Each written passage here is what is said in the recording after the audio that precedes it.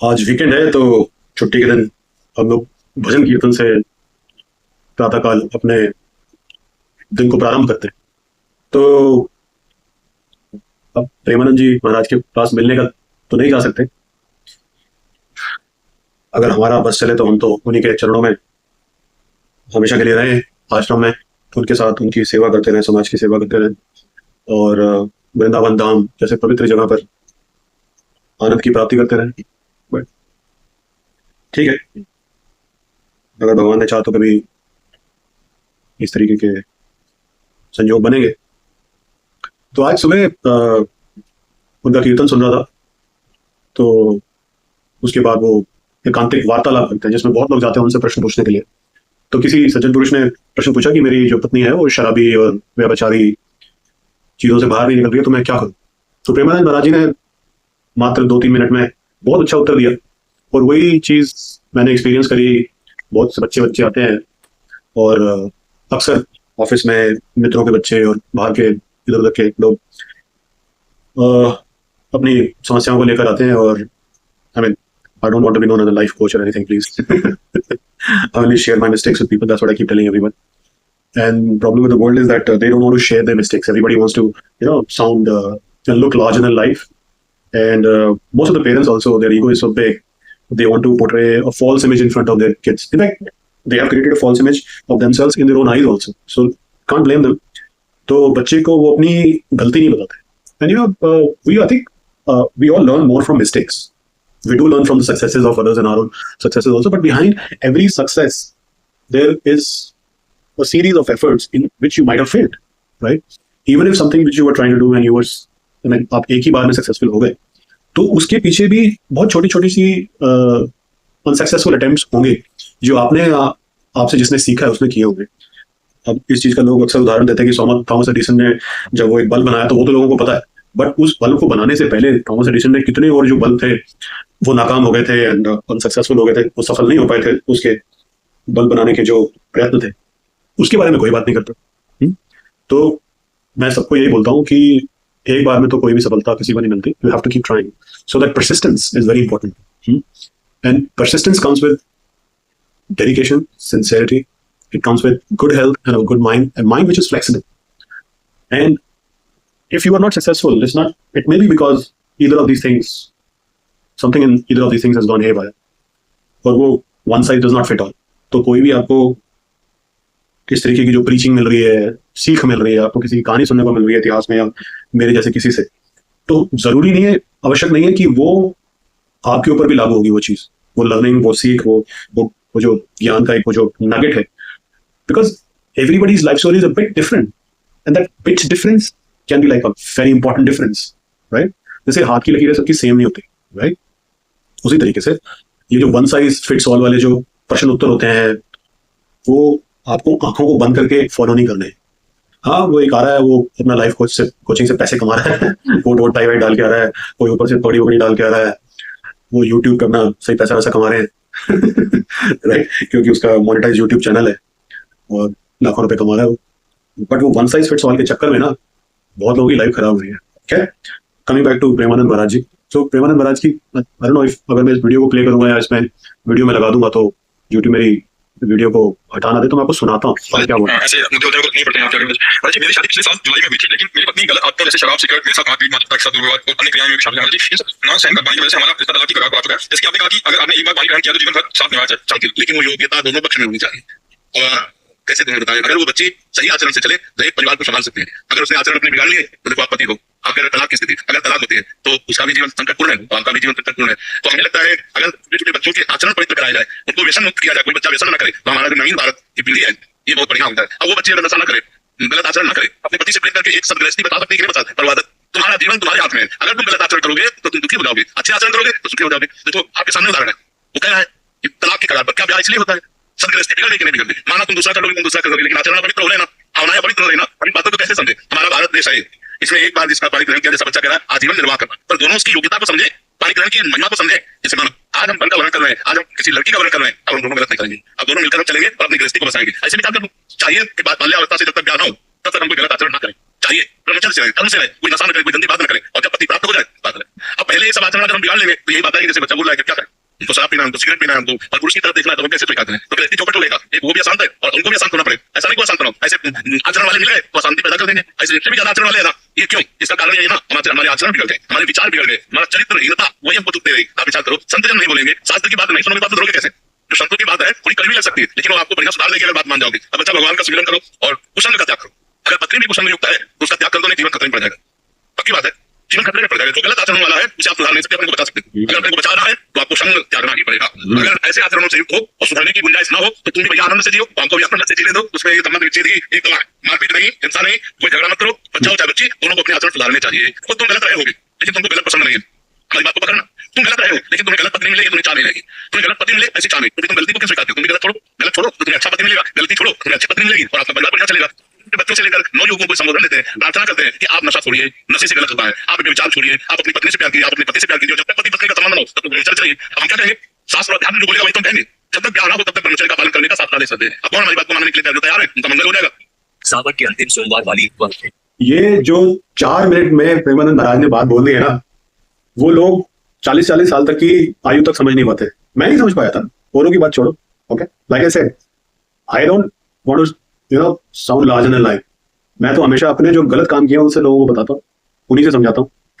तो कुछ घर की परिस्थितियां ऐसी थी कि ग्रेजुएशन के बाद एमबीए करने की बजाय या हायर स्टडीज करने की बजाय I got into hospitality industry. It was a good job. It was paying me well, and my dad was about to retire, so and he helped me with that job. To be very honest, because he used to work in the same industry. But okay, you get a good platform because of somebody's help. But after that, it's your own hard work, right? And anyway, he had retired, so I got promoted in that job. Not once, but four promotions in like 4 years, 4.5 years. I spent there. Uske baad, I from that lowest most level, then I switched the industries. I came into the fintech industry. Banking industry, retail banking, and I reached global head position. And jobs after that, I had no network or chacha bhatija or dynastic thing.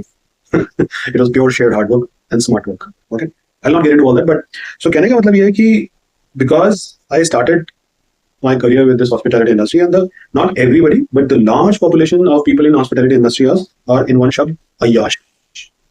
Okay, and they come into that industry only because they are not good for any other industry. They have small brains, big ego, small brains, and extremely loose character. आजकल तो खैर मैंने बैंकों में भी देखा है काम करते हुए, इतने साल से काम करता हूँ बैंकिंग इंडस्ट्री में, वहां पर भी बड़े बड़े एफएमएस के जो लोग पढ़े हुए आते हैं, सीए गोल्ड मेडलिस्ट आते हैं, उनके कैरेक्टर भी रावण से भी गंदे होते हैं।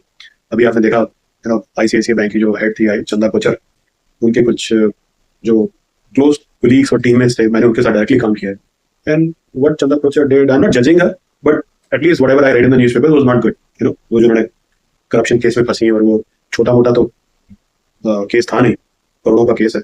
But I am not going to pass any judgement on her anything like that. But yes, white collar crime is very common in financial industry. और किसी के पास कोई बहुत बड़ी डिग्री है, बहुत बड़ा ओहदा है, उसका ये धर्म है, ये वर्ण है, ये है, वो है, यू कैन नॉट जज एनीबॉडी। हर बंदे को उसके हिसाब से आप नाप तोल के जज कर सकते हो। कोई बंदा बहुत धार्मिकता से बहुत अच्छे से काम करता था, कोई करप्शन नहीं थी, but suddenly something happened and the person changed, that also happens, right? So coming back to the point, तो इतनी बड़ी बात प्रेमानंद महाराज जी ने अपनी, he is a divine person, इतने अच्छे से कर दी छोटे में, बट पता नहीं लोगों को वो समझ में आती है कि नहीं। और खासतौर पे वो चीज उनको समझ में आनी जरूरी है जो अभी विवाह करने वाले हैं या अभी अभी जिन्होंने विवाह किया है। सो सबसे पहली चीज तो है कि आपको अगर ऐसी पत्नी या ऐसा पति चाहिए कि जो शराबी ख्वाबी ना हो, जो वैश्यावृत्ति में ना फंसा हो, जो बाहर जाके गलत संबंध पर स्त्रियों से, पर पुरुषों से ना बनाता हो, जिसका स्वास्थ्य अच्छा हो। स्वास्थ्य अच्छा तभी रहेगा जब वो इस तरीके के काम नहीं करे, क्योंकि आज की मॉडर्न साइंस, एलोपैथिक साइंस, चाहे आप हार्वर्ड मेडिकल कॉलेज की वेबसाइट पर खुद देख सकते हैं, इसमें it's not about any religion और anything like that, it's pure logic based on scientific studies that we are going to discuss. आज की बड़े बड़े अमेरिकन कॉलेजेस की, मेडिकल कॉलेज की वेबसाइट पर लिखा है, आप पढ़ सकते हैं कि कैंसर का और दिमागी जो अलग अलग प्रकार की बीमारियां होती हैं, अल्जाइमर्स और एपिलेप्सी, एडीएचडी, फलाना फलाना, उन सबका मुख्य कारण 2 चीजें। Number top of the 2 carcinogens, इसके 2 मुख्य कारण हैं शराब और मीट, रेड मीट स्पेशल। तो अगर अब साइंस भी वही कह रही है जो हम 1,60,000 साल से अपने वेदों में, पुराणों में बोल रहे थे, तब आप हमको कहते थे हम पागल हैं। आपने हमारे शास्त्रों को, हमारे साथ इज्म लगा दिया, हिंदू इज्म लगा के हमें कैटेगराइज कर दिया आपने। भाई जो विज्ञान बोलता है वही सनातन बोलता है, सनातन साइंस भी वही बोलती है जो आज का मॉडर्न साइंस बोलता है। अब ऊपर आपकी सैटेलाइट गई तो आपने कहा हाँ हाँ पृथ्वी गोल है, नहीं तो आपकी तो किताब में पृथ्वी फ्लैट थी, एक में तो आज भी, राइट। तो we have to change, evolve and evolve for good, not devolve, and live our life with science on the scientific principles, and these scientific principles should be the principles of the existential sciences। जैसे गुरुत्वाकर्षण है, अब वो गुरुत्वाकर्षण चाहे आपका कोई भी धर्म हो, चाहे आपका कोई भी वर्ण हो, आपकी नेशनैलिटी, आप किस देश से, उससे कुछ फर्क पड़ता है, सबके लिए गुरुत्वाकर्षण है। मेरे पास अभी ये माउस पड़ी है यहाँ पे, माउस मैंने नीचे फेंकी और नीचे गिरेगी क्योंकि गुरुत्वाकर्षण, ग्रेविटेशनल पुल, राइट।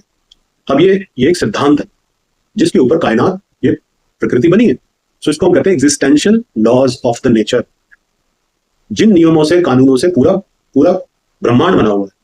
अब क्योंकि किसी किताब में जो बहुत हजारों साल पहले लिखी गई थी, तब उनके देश में इतनी साइंस ने तरक्की नहीं कर रखी थी, तो उनको पता ही नहीं था इन चीजों का, तो उन्होंने कुछ लिख दिया जो भी उनके दिमाग में थे। अब वो दकियानुसी तरीके से आप अनसाइंटिफिक चीज को फॉलो करोगे तो आपकी जीवन में बीमारियां आएंगी। उससे अच्छा आप ये मान लो कि हाँ, हमें इन चीजों की लत लगी पड़ी है और हमें इस लत से छुटकारा चाहिए। अब मान क्यों नहीं सकते आप? क्योंकि इन चीजों के कारण आपका दिमाग छोटा हो गया। आज के, अभी मैं आपको बता देता हूँ, अभी कल ही में एक अमेरिका के बहुत बड़े न्यूरो साइंटिस्ट हैं, तो मैं उनकी एक वीडियो देख रहा था, 1 घंटा से ऊपर की उनकी वो वीडियो है। अगर इतनी इंपॉर्टेंट वो वीडियो है, अगर कोई उसको ध्यान से सुन ले, बट प्रॉब्लम क्या है कि वो अंग्रेजी में है, तो और वो अंग्रेजी जो है बहुत ही डिफिकल्ट वाली अंग्रेजी है। तो भारत का आम इंसान, मतलब जिसको अंग्रेजी नहीं आती है, जिसको थोड़ी बहुत अंग्रेजी आती है, जो अनपढ़े हैं, उनकी परसेंटेज ज्यादा है। और इसी के कारण जो है लोग आपको बरगलाते हैं अपने एजेंडा चलाने के लिए, वोट इकट्ठे करने के लिए, आपको गुलाम डिवाइड एंड रूल करने के लिए अलग अलग तरीकों से, राइट। मगर अगर उस वीडियो को आप हिंदी में ट्रांसलेट करके, क्योंकि आजकल यूट्यूब में एक मोड होता है जिसमें आप भाषा को बदल सकते हैं, करके तसल्ली से बैठ के एक बार देख लें, आपका जीवन बदल जाएगा। मैं गारंटी के साथ बोलता हूँ, वो इतनी अच्छी वीडियो है। हाँ, यही वो video. 3 reasons why mastering AI in 2025. एक तो यार इतनी देते रहते हैं ना, दिमाग खराब कर देते हैं। Specifically target employers with title, seniority, industry, even clean energy revenue. So it's not wasting your marketing budget on the wrong audience. It's not targeting the right.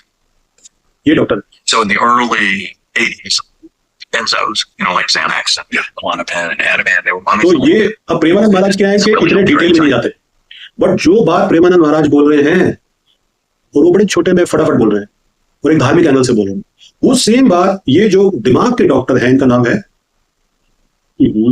Doctor Daniel एमन, डॉक्टर डैनियल एमन, AMEN। आप इनको Google पे search कीजिए, Daniel की spelling है DANIEL और इनका लास्ट नेम है AMEN। तो ये अपनी अमेरिका के अलग अलग कोनों में क्लिनिक्स चलाते हैं और इनके पास विश्व के बहुत बड़े बड़े प्रसिद्ध और बहुत बड़े बड़े रईस लोग आते हैं। जब उनका दिमाग फेल हो जाता है, उनका दिमाग उन्हीं के अगेंस्ट काम करता है, जब वो अलग अलग प्रकार की जो लत लगी पड़ी है उनसे छुटकारा नहीं पाते और उन लत से वो खुद ही को डैमेज करते रहते हैं, अपनी किडनी, हार्ट, ये सब डैमेज करते रहते हैं। मगर फिर भी वो ड्रग्स पी के, शराबें पी के, वैश्यावृत्ति में उसका जो उनको चस्का लग जाता है, उससे जब वो छूट नहीं पाते, हार जाते हैं, तब वो इस डॉक्टर डैनियल के पास आते हैं और उन्होंने कहा कि मैं उसका सक्सेसफुली इलाज करता हूँ, 80% तक उनकी जो बीमारी है दिमागी ठीक हो जाती है। तो कहने का मतलब ये है, again coming back to Premanand Maharaj की जो वीडियो थी, कि अगर आपको एक रोग मुक्त, किसी लत से मुक्त, एक जिसको हम कभी धार्मिक बोल देते हैं, बट धार्मिक की आजकल अलग अलग लोगों ने मीनिंग डिफरेंट कर दिया, तो उसको समझाना बड़ा मुश्किल, मतलब समझाना बड़ा जरूरी है। तो if you want a partner who does not have any kind of chronic disease, if you want a partner who does not have any addiction issues, so if you want a partner who does not have a damaged brain, आपको कोई ऐसा life partner चाहिए, आप ऐसे बंदे से विवाह करना चाहते हैं जिसको इस प्रकार की बीमारियां ना हो, ऐसी गंदी आदतों के कारण, तो पहले आपको खुद ठीक होना पड़ेगा। भैया वो जमाना चला गया कि आपके पिताजी रोज शाम को आके शराब की बोतल खोलते थे, मुर्गा खाते थे, और आपकी जो वेजिटेरियन माँ थी वो मुर्गा तो बनाती थी क्योंकि उनको गाली पड़ती थी किचन में, और उसको खाती नहीं थी और नाक के ऊपर कपड़ा लपेट के बनाती थी। आजकल की जो लड़की है उसका भी दिमाग डैमेज हो चुका है। वो कहती है, क्योंकि वो फेक फेमिनिज्म से उसको इतना भड़काया है उर्दू की पिक्चर ने, क्योंकि उनका तो एजेंडा ही है, हमारे समाज को तोड़ना उनका एजेंडा है, हमारे धर्म को, हमारी फैमिली सिस्टम को तबाह करना उनका एजेंडा है। और वो एजेंडा चलाने के लिए उनको करोड़ों रुपए विदेशों से आते, फंडिंग होती है। आप अगर फिल्म में 30 सेकंड का एक सीन दिखा दे जिसमें हीरो सिगरेट पी रहा है, शराब पी रहा है, तो वो जो लॉबी है, जो कंपनियां सिगरेट, शराब, पॉर्न पिक्चरें वगैरह बनाती हैं, वो उनका एक संगठन होता है जिसको कहते हैं लॉबी। ये लॉबी जो है अपनी चीजों की प्रमोशन के लिए, उनकी मार्केटिंग के लिए, उनकी सेल बढ़ाने के लिए इन पिक्चर बनाने वालों को पैसा देती हैं। इसीलिए फिल्म का पहला सीन सिगरेट से चालू होगा। उस फिल्म में इनडायरेक्टली वो गानों के थ्रू और उन सब चीजों के थ्रू आपको वैश्यावृत्ति की आदत डालेंगे और वो जस्टिफाई करेंगे उस चीज को। वो जो जस्टिफिकेशन उसका होगा, लॉजिक, वो सर्कुलर लॉजिक होगा जेएनयू स्टाइल का जिसको आप बिना भड़के थोड़ी सी बुद्धि लगा के सुनेंगे तो आप कहोगे यार तो सेल्फ डैमेजिंग थिंग है ना, अपने पैर पर खुद कुल्हाड़ी मारने वाली चीज है। भाई वो फिल्म वाले ने आपको गुटखा बेच के पैसे कमा लिए, मगर उसने वो गुटखा खुद तो नहीं खाया ना, जुबान केसरी। खुद तो वो 60-70 साल की उम्र में भी बढ़िया बॉडी बना के बैठा है भाई। उसको तो कैंसर नहीं हुआ ना, आपको कैंसर हुआ। उसको तो टीबी नहीं हुई, आपको टीबी हुई है ना। उसका तो हार्ट फेल नहीं हुआ, वो तो मोटा गेंडा नहीं बना, आप हो गए, आपके घुटने बैठ गए। वो तो 70 की उम्र में भी फर्स्ट क्लास डांस वांस कर रहा है भाई। वो तो दौड़ लगा रहा है 40-40 किलोमीटर की। मिलन सोमन को देखो, 60 की उम्र में छोटी सी बच्ची से शादी करी और बंदा क्या फिटनेस उस बंदे की, मानना पड़ेगा। बट वो बंदा सच्चा, वो वेगन है और मतलब ज्यादा तो वो आयुर्वेदिक दवाएं खाता है, केमिकल्स वगैरह से दूर रहता है। वो तो अपने बाल तक काले नहीं करता। वो तो मतलब क्या कहते हैं, मेकअप तक नहीं लगाता बंदा, परफ्यूम तक नहीं लगाता, क्योंकि सब कुछ हार्मफुल है केमिकल्स। इतनी अच्छी अवेयरनेस के साथ जीता है वो। तो एक बहुत ही बड़ा उदाहरण है आपके लिए कि आपको वो किस्म में नहीं फंसना। तो अब जमाना जो आप जो लड़कियां हैं वो कहती है तू दारू पिएगा, मैं भी तेरे साथ मिलकर दारू पीऊंगी। तू शाम को स्कॉच पीएगा, मैं भी स्कॉच पीऊंगी। तू एक मुर्गा खाएगा, मैं 2 लाख के पीस 2 मुर्गे खाऊंगी। तू बाहर वैश्याओं के साथ रंगरलियां बना के आएगा, मैं पड़ोसी के साथ कर लूंगी। और अगर आप मना करोगे, उसको मारोगे पीटोगे, आपके ऊपर केस ठोक देगी। और आपको पता ही होगा कि माननीय सुप्रीम कोर्ट ने किस तरीके के कानून बनाए हैं रिसेंटली। और भाई हमारे जो मेजॉरिटी के वोट लेके गवर्नमेंट आई, वो तो बेचारी उनको कंट्रोल नहीं कर पाती। वो तो उन्होंने जो कानून बनाना है वो तो किसी की सुनते नहीं है। और उन कानूनों की वजह से समाज में जो कुछ हो रहा है वो आपको पता है। और जो ऐसे कानून पैसे दे के मतलब जैसे भी करके बनवा रहे हैं हमारे देश में, उनके खुद के देश में जो डिवोर्स रेट है 60% है। अब वो चाहते हैं कि आपके देश में भी डिवोर्स रेट 60% हो जाए। उनके देश में तो मतलब 80% लोग 25 साल की उम्र से के ऊपर वाले, वो बिना किसी दवाई के, दिमाग की दवाइयों, बिना शराब के वो रात को सो नहीं पाते, उनको नींद नहीं आती। अभी कोई मुझे बता रहा था कि भारत में भी मैग्नीशियम की बहुत सेल बढ़ गई है, क्योंकि मैग्नीशियम की गोली खाने से रात को नींद आ जाती है। अब इसका नेक्स्ट लेवल क्या होगा भारत में? भारत में भी लोग फिर शराब और पिएंगे क्योंकि रात को नींद नहीं आ रही लोगों को। जब से ये वैक्सीन लगी है, मैं वैक्सीन के बारे में कुछ बोलूंगा नहीं, आपको खुद ही पता चल जाएगा उस वैक्सीन में क्या क्या था, हैवी मेटल और पता नहीं क्या। लोगों के स्टेज पर विवाह में, बारात में, शादी कर डांस करते करते डेथ हो रही है। 25-25 साल के बच्चे बैडमिंटन खेल रहे हैं, बैडमिंटन खेलते खेलते उस दिन मैंने एक वीडियो देखा ऑनलाइन, वो मर गए। तो कैसे कैसे केस आ रहे हैं। और वो एक वो बंगाली डॉक्टर है, क्या नाम है उनका, बड़े कंट्रोवर्सी में रहते हैं बेचारे। वो कह रहे थे इसका सिंपल सा सोल्यूशन, रोज नीम खा लो। वैक्सीन से जितनी भी प्रॉब्लम्स हो रही हैं, अगर आप रोज 10 पत्ते नीम के खाओ, मान लो आपका बॉडी वेट आपका 100 किलो का है, तो आप उसके हिसाब से, बॉडी वेट के हिसाब से आप नीम के पत्ते खाओ, आपके जितने भी साइड इफेक्ट्स हैं कोविड की वैक्सीन के, वो ठीक हो जाएंगे। खैर, तो अगर आप शादी कर चुके हैं, अभी अभी गृहस्थी बसाई है, नहीं आपके छोटे छोटे बच्चे हैं, या आप मैरिज करने वाले हो, तो जैसी लड़की चाहिए, जैसा लड़का चाहिए, जैसा पति चाहिए, जैसी पत्नी चाहिए, पहले खुद वैसे बनो। ठीक है, डबल स्टैंडर्ड्स होता है। और अगर आपके पापा पुराने जमाने टाइप के थे, वो उर्दू वर्ड की पिक्चरें देख के वो लाइफस्टाइल उन्होंने खराब कर लिया था अपना, तो याद रखना कि वो फर्स्ट जनरेशन या सेकंड जनरेशन थी जिन्होंने लाइफस्टाइल चेंज किया था। तो ये जो प्रॉब्लम्स हैं, क्रॉनिक प्रॉब्लम्स होती हैं, जो जेनेटिक बन जाती हैं, जैसे कैंसर, एपिलेप्सी, एडीएचडी, तो बच्चों में रेस्टलेसनेस होती है, टिक के बैठ नहीं सकते, चिड़चिड़ापन, डिप्रेशन, टीबी, किडनी की प्रॉब्लम्स, ये सारी प्रॉब्लम्स जो है थर्ड जनरेशन ऑनवर्ड्स दिखनी शुरू होती है। Third generation onward, fourth generation onward, फिर ये कॉमन। फिर उसका लोग जवाब देते हैं मेरे खानदान में, ये तो सब करते हैं, आजकल तो सबको बीमारी होती है। भगवान की वजह से मैं ऐसे खानदानों को जानता हूँ, इसमें मेरा खानदान इंक्लूडेड है, जो शुद्ध शाकाहारी रहे, उन्होंने सारे सनातन जीवन शैली आज तक वो फॉलो करते हैं, उनको कोई प्रॉब्लम नहीं हुई। और हमारे ही खानदान में जिसने वैश्यावृत्ति, बिड़वे खाने, ताश खेलने, मनोहर कहानियां पढ़नियां, जो अपना कल्चर जिन्होंने चेंज किया, जिन्होंने सूदखोरी शुरू करी, उनके घुटने बैठ गए। जिन्होंने बीड़ियां सिगरेटें चालू करी, घुटने बैठ गए। उनको आने वाली अब जनरेशन को भगवान ना करे, बट हो सकता है पता नहीं क्या क्या बीमारियां होंगी। और उसी खानदान में जिसने ये सब नहीं किया वो ठीक ठाक है। अब ये बात बोलूंगा तो वो लोग चिढ़ जाएंगे अगर सुनेंगे तो उसको, फिर मेरे पीछे पड़ेंगे, मेरा बहिष्कार करेंगे, मुझे मरवाएंगे, पिटवाएंगे। 3 बार तो मेरे को जहर दे चुके हैं मेरे खानदान के लोग और वो तो बड़े खुश होते हैं कि मेरे बच्चे नहीं हुए और मेरी खुद की पत्नी को कुछ बीमारी हो गई थी। तो मैं तो अपने पत्नी के जो खानदान है उसको भी ये बोलता हूँ और अपने खानदान को भी ये बोलता हूँ कि गलत चीज गलत है, सही चीज सही है। गलत को जस्टिफाई ना करें। साइंटिफिक चीज जो प्रमाणित है वो बिल्कुल ठीक है। हाँ, अगर कोई डॉक्टर, उस दिन एक हमारे रिश्तेदार हैं, वो बोल रहे थे, अरे वृद्ध है तो बियर पीते हुए बोल रहे थे, साथ में शुगर की गोली भी खा रहे थे, और कह रहे थे कि मैं भी बड़ी इज्जत करता हूँ, मेरे बड़े हैं, मेरे बुजुर्ग हैं, उनके पैर छूता हूँ, बट वही कि भाई आप खुद भी सफर कर रहे हो, आपके बच्चे भी सफर कर रहे हैं, और हम सब आपको प्रेम करते हैं, हम चाहते हैं कि आपकी लंबी आयु हो, हम सब चाहते हैं कि आपकी सेहत बनी रहे, आपका आशीर्वाद बना रहे। तो इस उम्र में आप क्यों शराब पी रहे हो? और अगर पी भी रहे हो तो छोटे छोटे जो अपने नेक्स्ट 2 जनरेशन के 3 जनरेशन के लोग बैठे, उनके सामने बोल रहे हो इस उम्र में होके कि आजकल तो डॉक्टर बोलते हैं कि शराब पीनी चाहिए थोड़ी सी। अरे कौन सा डॉक्टर बोलता है भाई? और अगर कोई डॉक्टर ऐसा बोलता है तो वो आपको गलत बता रहा है। वो अपनी दुकान चला रहा है, वो चाहता है कि आप बीमार हो तो उसकी गोलियां खाते रहो, क्योंकि आपके पास पैसा बहुत है, डॉक्टर की आमदनी हो रही है। जो सच्चा डॉक्टर होगा और जो साइंस की बात करेगा, वो कभी नहीं बोलेगा कि आप इतनी सी ज्यादा शराब पियो, समझे? और अब तो ज्ञान छुपा नहीं है किसी से, अब तो ये डिजिटल युग आ गया भाई। वो पुराना वो जमाना खत्म हो गया जब भारत में डिजिटल युग को आने नहीं दिया जा रहा था, उसको रोका जा रहा था। ये तो मोदी जी का डिजिटल युग है, इसमें तो सत्य सबके सामने है। आप सोशल मीडिया पे जाइए, किसी भी अपने मोबाइल फोन से, डेटा बहुत सस्ता है, मोबाइल फोन सस्ता है। आज गांव में बैठा हुआ एक छोटा सा कोई किसान या कोई कर्मचारी, उसको डिपेंड नहीं रहना पड़ता ज्ञान के लिए। ज्ञान पे किसी का आधिपत्य नहीं है। अब अगर आप चाहो तो सेम फोन पे फोन देख देख के पागल हो सकते हो, सेम फोन पे आप ड्रग्स और शराब की डिलीवरी करा सकते हो, और सेम फोन से आप ज्ञान और साइंस भी सीख सकते हो, कुछ भी सीख सकते हो। अब तो इच्छा आपकी है। तो अगर आपको कोई डॉक्टर भी ऐसा मिल गया जो आपको गलत ज्ञान दे रहा है, तो आप चेक कर सकते हो कि यह बात ठीक है कि नहीं।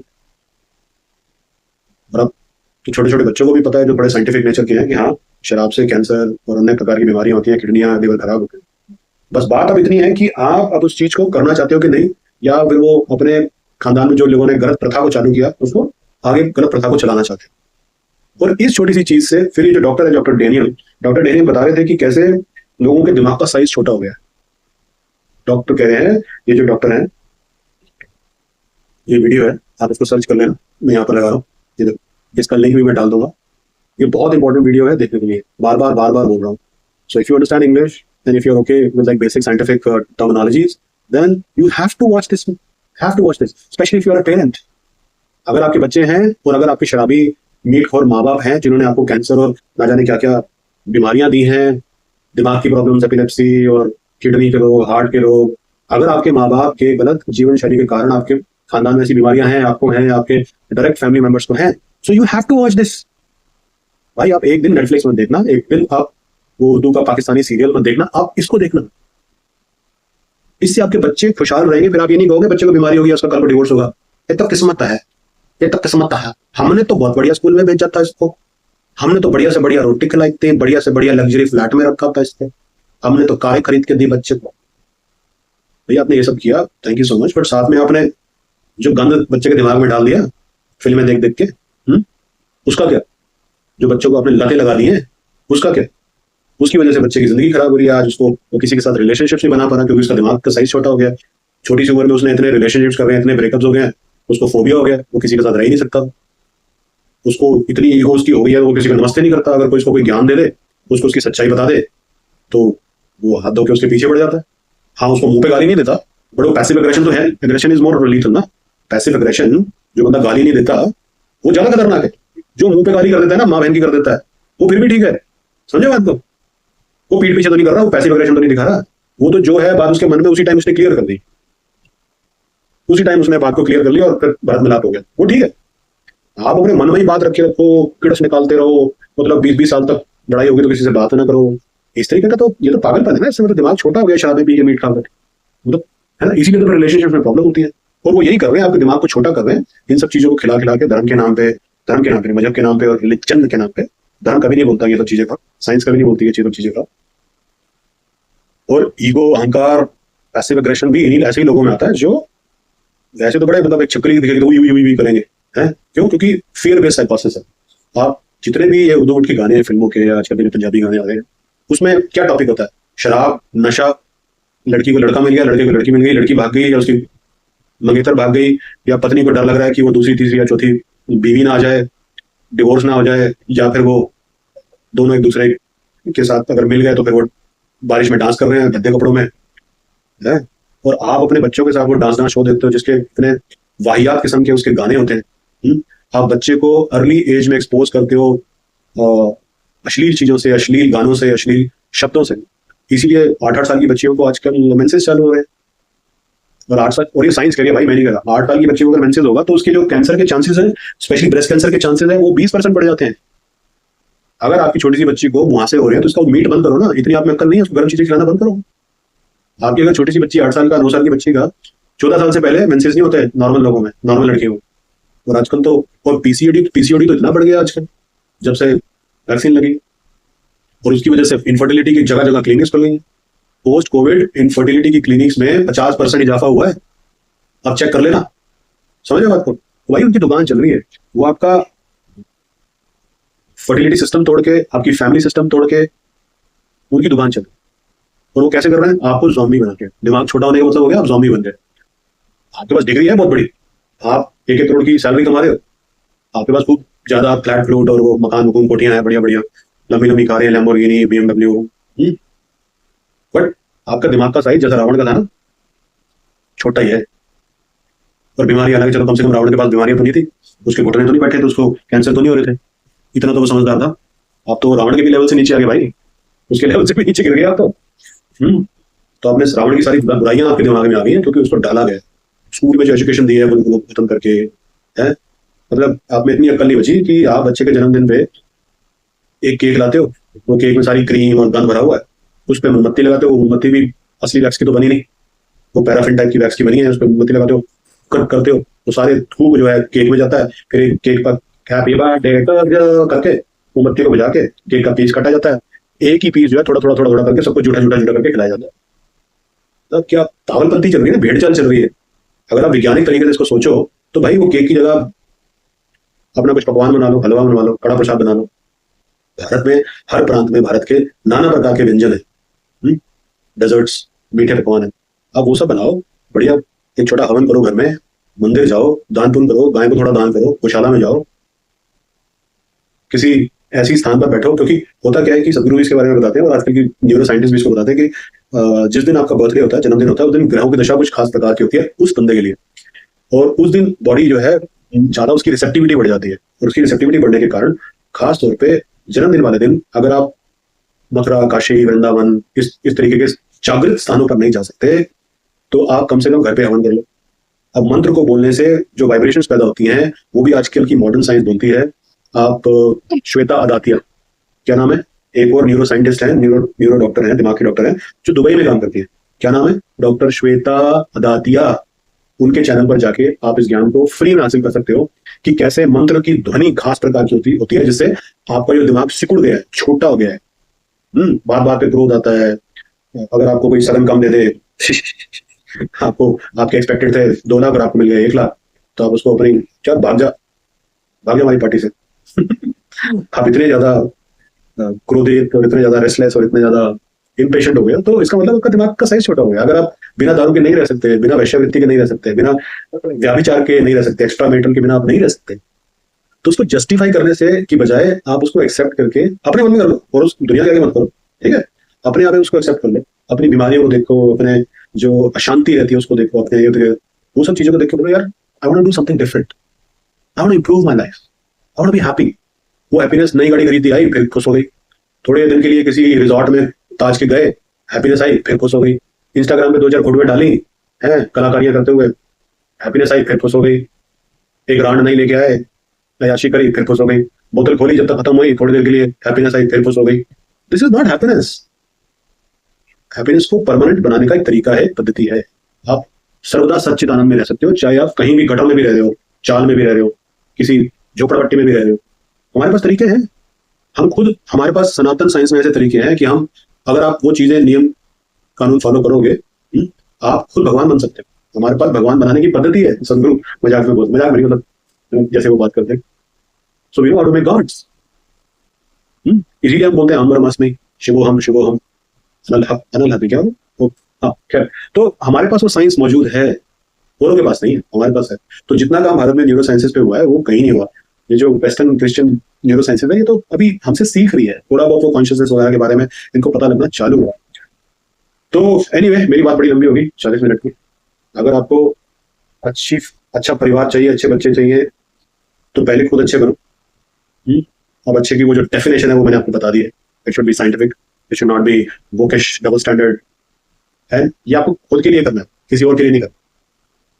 सो you have be selfish, be so selfish क्या बोलो कि मैं सेल्फिश हूं, मैं कोई भी ऐसी बॉडी में चीज नहीं डालूंगा जिससे मुझे हार्म हो. If you are selfish you will not drink. If you are selfish, अगर आपको लिवर की प्रॉब्लम्स हुई है तो आप कहोगे यार ये खाने के साथ जो कोक पीने से ना, पेप्सी पीने से, लिम्का पीने से मेरे को तकलीफ होती है, तो मैं क्योंकि सेल्फिश हूं तो मैं अपनी बॉडी में चीज नहीं डालूंगा. राइट. प्रॉब्लम आपकी क्या है कि आप कोई भी चीज को ना अच्छे से नहीं करते. तो if you want to be selfish, individualistic, live for yourself, मैनू की, सो उसको भी पूरी शिद्दत के साथ करो, पूरे पैशन के साथ करो. इतना पैशन के साथ करो कि आपकी सेल्फिशनेस में वननेस आ जाए. आपको कोई पहले बोले कि अरे आजकल तो सब पीते हैं ऑफिस में, तू भी पी ले, तो आपको नहीं भैया मैं तो सेल्फिश हूं, इसको पीने से सुबह हैंगओवर होगा, उल्टियां आएंगी, कल को मेरे बच्चे भी मेरे को लुढ़कता देखेंगे तो वो भी कहेंगे अबे बाप तू भी पीता था मैं भी पीऊंगा, तो मेरी पेरेंटिंग में प्रॉब्लम आएंगी, मेरी खुद के लिवर की ऐसी कम तैसी होगी, जैसे मेरे खानदान में लोगों की किडनी उड़ गई 30-40 साल की उम्र में, तो मैं क्यों करूँ, मैं क्यों हॉस्पिटल के चक्कर काटूं, मैं क्यों अपने बच्चों को तकलीफ दूं, उनको मुझे हॉस्पिटल ले जाना पड़े, मैं क्यों बिस्तर पे डाल लूं अपने आप को, है ना. तो आप वो कोक पेप्सी नहीं पियोगे, क्यों? क्योंकि आप सेल्फिश हो. So be selfish. If you can't be compassionate then be, then do it. Right. चलो 45 मिनट का ज्ञान हो गया, सुनना किसी ने है नहीं. आप सबका जो रिमोट है ना, आपकी बुद्धि का रिमोट, वो बॉलीवुड में पड़ा हुआ है, वो नेटफ्लिक्स के पास है, वो इंस्टाग्राम में, वो शराब बनाने की कंपनियों के पास है, वो हॉस्पिटलों के पास है आपका दिमाग का रिमोट. और आपको जो दिमाग का आपका रिमोट है वो आर्टिफिशियल इंटेलिजेंस के पास है. आपके दिमाग का रिमोट जो है वो आपकी टांगों के बीच में. तो अपने टांगों के बीच में से मरने से पहले निकलने का प्रयत्न करें. राधे राधे.